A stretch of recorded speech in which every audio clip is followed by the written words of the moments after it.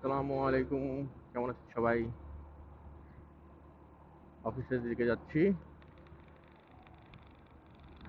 একটা জিনিস দেখানোর জন্য ভিডিওটা অন করলাম, যদিও আজকে শনিবার। এই যে হেমায়তপুরে আল্লাহর 30 দিন, এখানে প্রচণ্ড জ্যাম থাকে। দেখেন রাস্তার অবস্থাটা একটু দেখেন, তারপর বলতেছি কেন জ্যাম থাকে। এখানে একটু আগে প্রতিদিন থাকে না, তবে আজকে নাই, যেহেতু এই জন্য ভিডিওতে আনতে পারিনি। 2জন সার্জন থাকে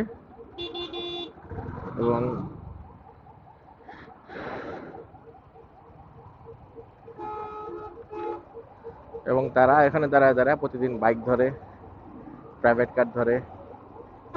হ্যাঁ, আর এই জায়গাটায় এরকম ভয়াবহ একটা জ্যাম লেগে থাকে। জ্যামটা কেন লেগে থাকে আপনাকে দেখাচ্ছি। এটা কিন্তু মূলত 4 লেনের রাস্তা, তাও মোটামুটি ভালো বড় বড় বড় লেন। 4টা লেন আছে।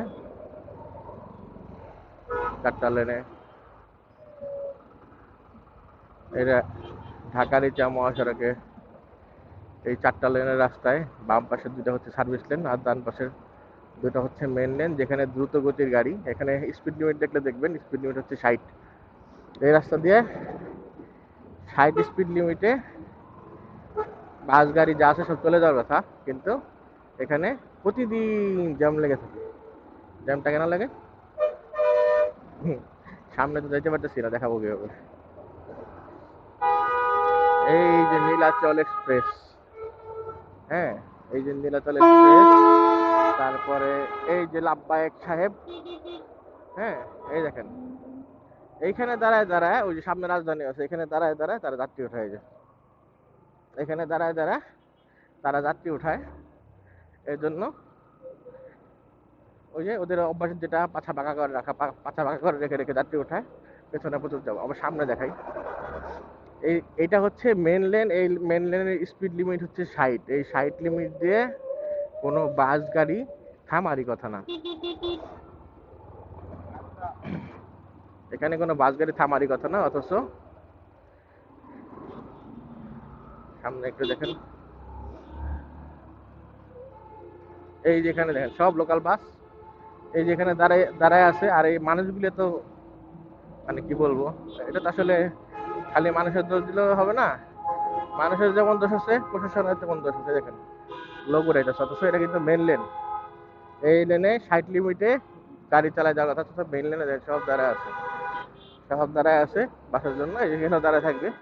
এই যে যেমন আছে, অথচ সাইড লেনে দেখেন, সাইড লেন পুরোটা ফাঁকা।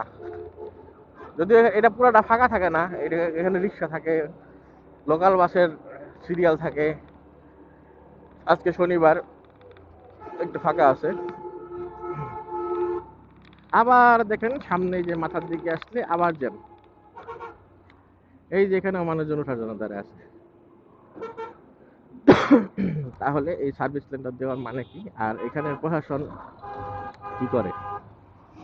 আমি কখনো এখানে একটা বাসও মামলা দিতে দেখি নাই, একটা সিঙ্গেল বাসকেও মামলা দিতে দেখি নাই। দেখছি এই জ্যাম, দুনিয়ার জ্যাম লেগে আছে, অথচ সামনে দাঁড়ায় দাঁড়ায় বাইক ধরতেছে, গাড়ি ধরতেছে। এই যে উল্টা উল্টা পথের অটো তো আছে। এই যে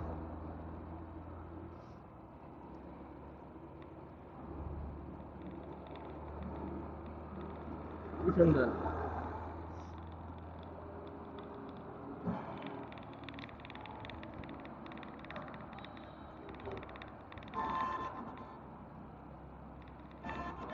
আর এই যে কি সুন্দর, এই যে অটো, এই যে অটো, হাইওয়ে রাস্তা। এই যে হাইওয়ে রাস্তার দিকে আসতেছে উল্টা, দেখেন এখানে দেখেন গতিসীমা শেষ 40, মানে এখানে 40 গতিসীমা শেষ। এখান থেকে 60-এর উপর টানার কথা, এখানে 60-এর উপর টানা দূরের কথা। অটোগুলো একটু দেখেন, আর সামনে দেখেন যে ওই দেখেন, ওই যে আসতেছে উল্টা। এই যে হাইওয়ের মতো জায়গা দিয়ে অটো উল্টা আসতেছে, দেখার কেউ নাই, কিচ্ছু বলার কেউ নাই। ওই যে আরেকটা আসতেছে, দেখেন ওই যে, দেখছেন কি সুন্দর। এরকম এখানে রাস্তাটা চাপাই চাপা রাস্তা, এখানে সার্ভিস লেনও নাই। সার্ভিস লেন থাকলে অটো আসছে, কিছু বলতাম না। সার্ভিস লেনও নাই, মেন লেনে এই যে অটো দেখেন, এই যে অটো, রাস্তার মাঝখানে কি হয়ে যাচ্ছে, ওই যে আরেকটা উল্টা দিচ্ছে।